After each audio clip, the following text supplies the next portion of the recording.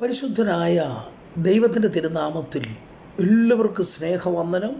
ഇത് പ്രഭാത സന്ദേശം.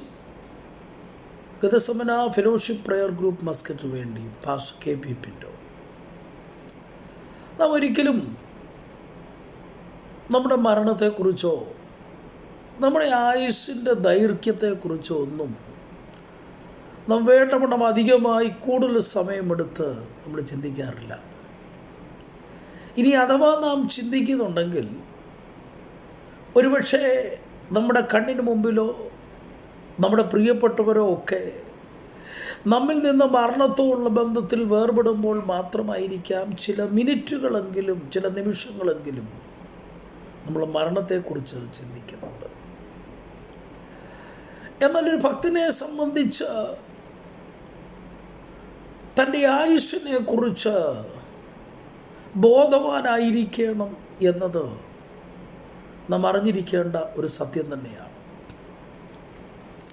90 സങ്കീർത്തനം അതിൻ്റെ 12 വാക്യത്തിലേക്ക് വരുമ്പോൾ അവിടെ മോശ ഇങ്ങനെ പ്രാർത്ഥിക്കുന്നു: ഞങ്ങൾ ജ്ഞാനമുള്ള ഒരു ഹൃദയം പ്രാപിക്കത്തക്കവണ്ണം ഞങ്ങളുടെ നാളുകളെ എണ്ണുവാൻ ഞങ്ങളെ ഉപദേശിക്കണമേ.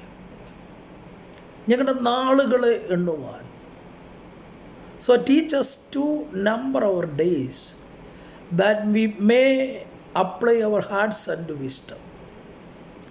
ഞങ്ങളുടെ നാളുകളെ എണ്ണുവാൻ, ഞങ്ങളുടെ ആയുസ് ഇനി എത്ര ദിവസമുണ്ട് എന്ന് കൗണ്ട് ചെയ്യുവാൻ.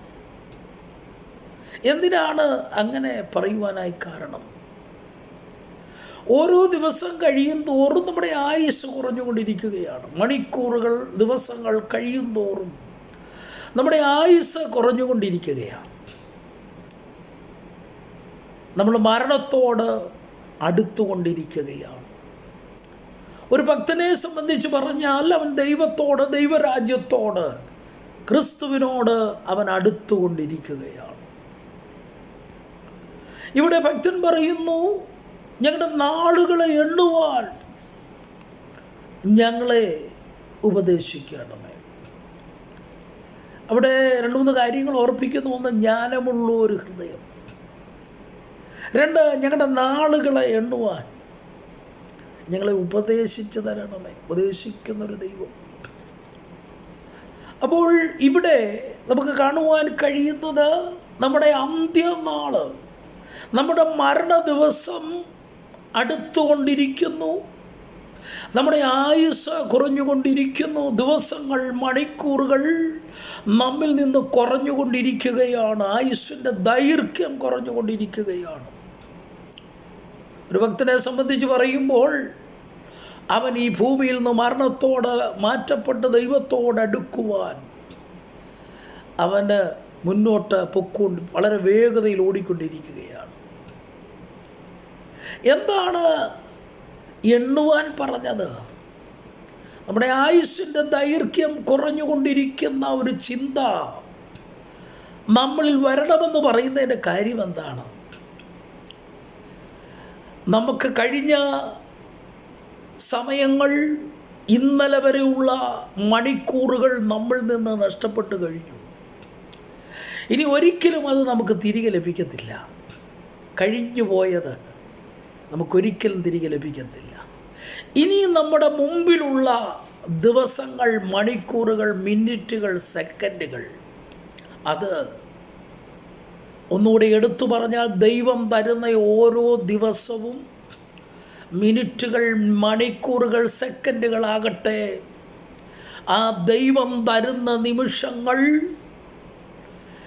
ഏറ്റവും ദൈവത്തിന് പ്രസാദകരമായ, ഏറ്റവും ദൈവഹിതം അറിഞ്ഞുകൊണ്ട്, ഒന്നുകൂടി എടുത്തു പറഞ്ഞാൽ സമയം തക്കത്തിന് ഉപയോഗിച്ചുകൊണ്ട് നമ്മുടെ ആയുസ് നല്ല രീതിയിൽ പൂർത്തീകരിക്കുക എന്നുള്ളതാണ് ഈ വാക്യം കൊണ്ട് അർത്ഥമാക്കുന്നത്. അത് നമ്മൾ തിരിച്ചറിയണം. ആ അറിവ്, ആ ജ്ഞാനം നാം പ്രാപിച്ചെടുക്കണം. നമ്മുടെ ആയുസ് കുറഞ്ഞുകൊണ്ടിരിക്കുകയാണ്. അതുകൊണ്ട് എത്രയും സമയം മുന്നിൽ ഉള്ളത് കളയുവാൻ നമുക്കില്ല എന്നുവരെയാണ് നമ്മുടെ ആയുസ് നമുക്കറിയത്തില്ല. അതുകൊണ്ട് ദൈവസന്നിധിയിൽ വളരെ ഭയത്തോടെ ദൈവത്തിന് കീഴ്പ്പെട്ടുകൊണ്ട് വളരെ നല്ല രീതിയിൽ പ്രസാദകരമായൊരു ജീവിതം നയിക്കുവാൻ ഈ ആയുസ്സിൽ ദൈവം നമ്മളെല്ലാവരെയും സഹായിക്കട്ടെ. ഈ പകലിൽ ഈ ചിന്ത നമ്മുടെ ജീവിതത്തിന് തുടർന്നുള്ള നമ്മുടെ യാത്രയിൽ ഏറ്റവും അനുഗ്രഹമായി തീരട്ടെ എന്ന് ആശംസിക്കുന്നു, പ്രാർത്ഥിക്കുന്നു. God bless you all.